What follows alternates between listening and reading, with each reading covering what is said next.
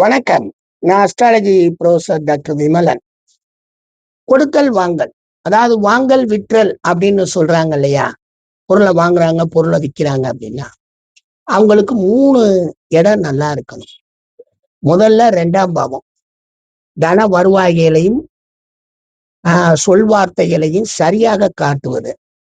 2வது 7ஆம் பாவம், மனிதர்கள் சந்திச்சு கொண்டே இருக்கிற புது புது மனிதர்களை, அதுல நமக்கு கிடைக்க வேண்டியது அவங்களுடைய வரவேற்பு.